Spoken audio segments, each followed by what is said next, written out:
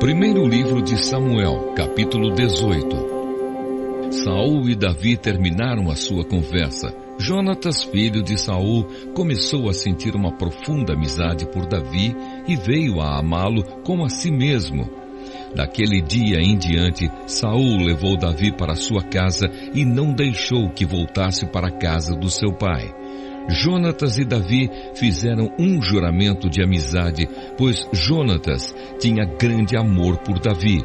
Ele tirou a capa que estava usando e a deu a Davi.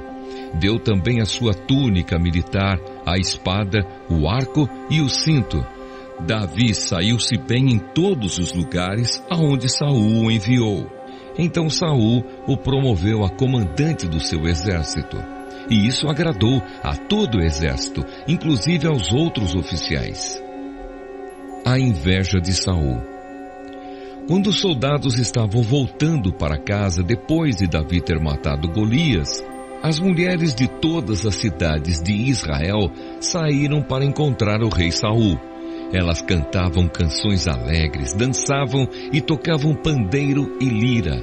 Alegravam-se e cantavam assim: Saul matou 1000, Davi matou 10.000.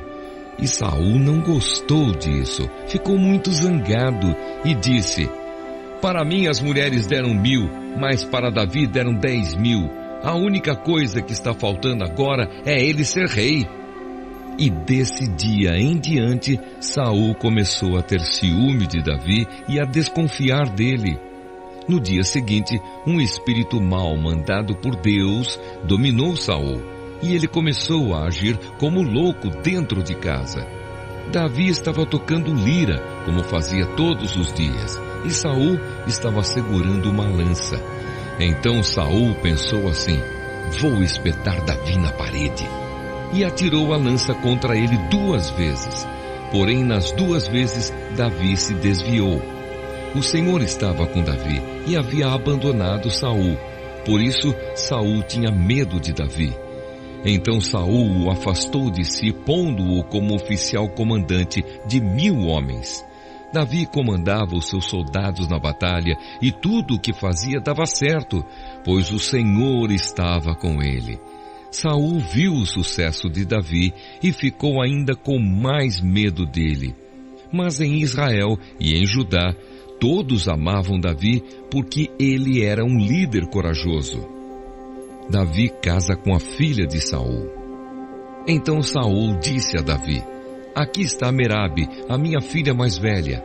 Eu a darei em casamento a você, com a condição de que você me sirva como soldado valente e fiel, e lute nas batalhas de Deus o Senhor.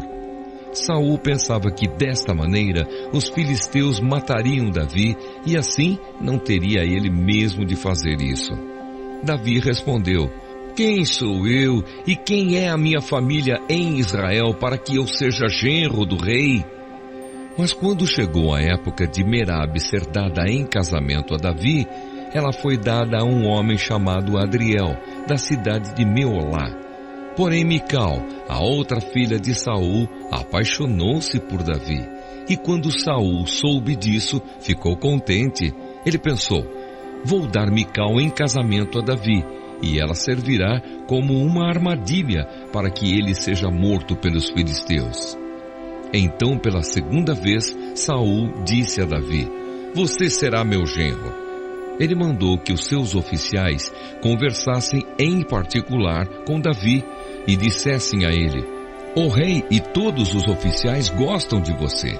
Esta é uma boa ocasião para você casar com a filha dele. Então eles falaram com Davi e ele respondeu: ser genro do rei é uma honra grande demais para uma pessoa pobre e sem valor como eu. Os oficiais contaram a Saul o que Davi tinha dito, e ele ordenou que dissessem o seguinte a Davi: tudo o que o rei quer de você em pagamento pela noiva são os prepúcios de 100 filisteus mortos, como vingança contra os inimigos dele. Saul tinha planejado isso porque assim Davi seria morto pelos filisteus.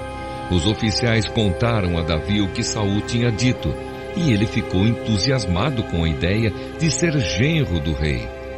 Antes do dia marcado para o casamento, Davi e os seus soldados foram e mataram 200 filisteus. Aí Davi levou ao rei os prepúcios dos filisteus mortos e os contou na presença dele, para que assim se tornasse seu genro.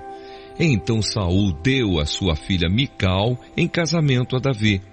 Saul viu e reconheceu que o Senhor estava com Davi e que a sua filha Mical o amava. Por isso ficou com mais medo ainda de Davi e pelo resto da sua vida foi seu inimigo. Todas as vezes que os exércitos filisteus saíam para lutar, Davi conseguia mais vitórias do que todos os outros oficiais de Saul, e assim ficou muito famoso.